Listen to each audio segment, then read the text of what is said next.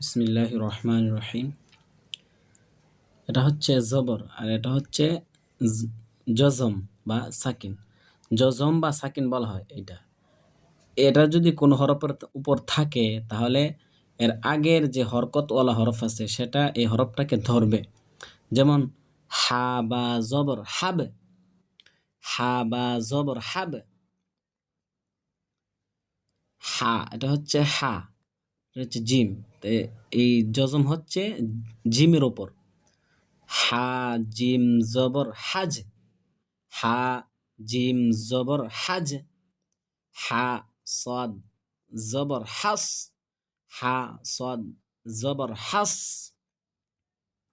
হা wow জবর how, Ha wow জবর how, হা ইয়া জবর হাই, হা আলিফ জবর হা।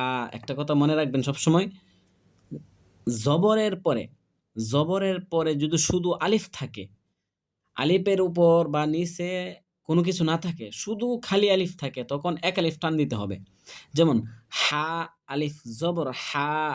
এই কথাটা সবসময় মনে রাখবেন যে জবরের পরে যদি খালি শুধু আলিফ থাকে, খালি আলিফ যেটাকে বলা হয়, শুধু আলিফ, আলিফের উপর বা নিচে কোনো কিছু নাই, একদম খালি যদি থাকে তাহলে এক আলিফ টান দিতে হবে।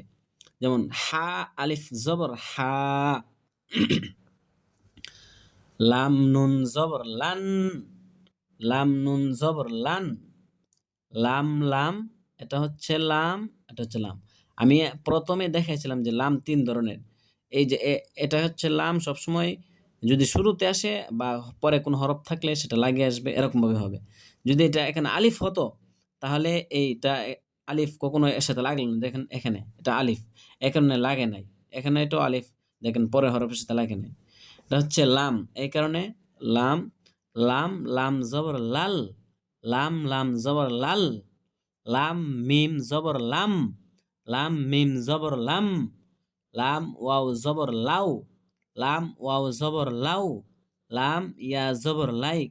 দেখেন এটা কিন্তু আলিফের মতো, এটা কিন্তু আলিফ না, এটা হচ্ছে লাম। কারণ আলিফ সবসময় একা থাকবে, আলিফ সবসময় পৃথকভাবে আসবে। আলিফ যদি শুরুতে আসে তাহলে আলিফ সবসময় পৃথকভাবে আসবে। দেখেন এখানে আলিফ শুরুতে আছে, এখানে শুরুতে শুরুতে শুরুতে শুরুতে, এ কারণে আলিফ কিন্তু পৃথকভাবে কোনো হরফের সাথে লাগে নাই।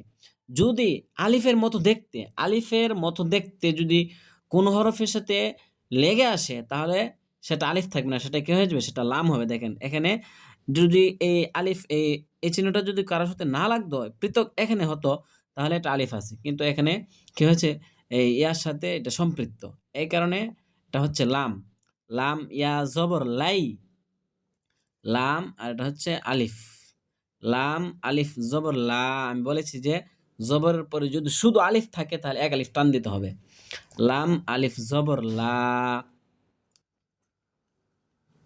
ফা র জবর ফার, ফা জিম জবর ফাজে, ফা জিম জবর ফাজে। দেখেন হাবে, হাজে, ফাজে, এই যে এগুলো হচ্ছে কলকলার হরফ, মানে কফ ত বা জিম দাল, কফ ত বা জিম দাল, এই পাঁচটি হরফের উপর যদি, পাঁচটি হরফের একসাথে তো হবে না, এই পাঁচটি হরফের যে কোনো একটি হরফে যদি সাকিন হয়, সাকিন বা জজম, এই যে এখানে জজম হলে তাহলে এটা হাবে, হাজে, ফাজে, আক, ইত, আদে।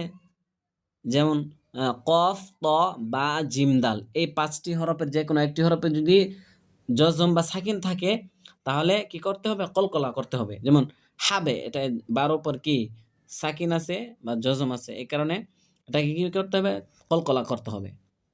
ফাজে, ফা কাফ জবর ফাক, ফা ওয়াও জবর ফাউ, ফা ইয়া জবর ফাই, ফা আলিফ জবর ফা। যেমন খালি জবরের পরে খালি আলিফ, এক আলিফ টান দিতে হবে। ফা আলিফ জবর ফা, আইন নুন জবর আন, আইন সদ জবর আস, আইন মিম জবর আম, আইন ওয়াও জবর আউ, আইন ইয়া জবর আই, আইন আলিফ জবর আ, জবরের পরে খালি আলিফ, এক আলিফ টান দিতে হবে। এগুলো কিন্তু আপনার পরে যখন কোরআন শরীফ পড়বেন তখন এগুলো কাজে আসবে, বা কিছু পরে 4-5 পৃষ্ঠা পরে এই যে আমি নিয়মগুলো বলতেছি যে জবরের পরে খালি আলিফ থাকলে এক আলিফ টান দিতে হবে। এটা আপনার সবসময় মনে রাখতে হবে। হা লাম জবর হাল, হা মিম জবর হাম, হা কাফ জবর হাক, হা ওয়াও জবর হাউ, হা ইয়া জবর হাই, হা আলিফ জবর হা, জবরের পরে খালি আলিফ এক আলিফ টান দিতে হবে। হা আলিফ জবর হা,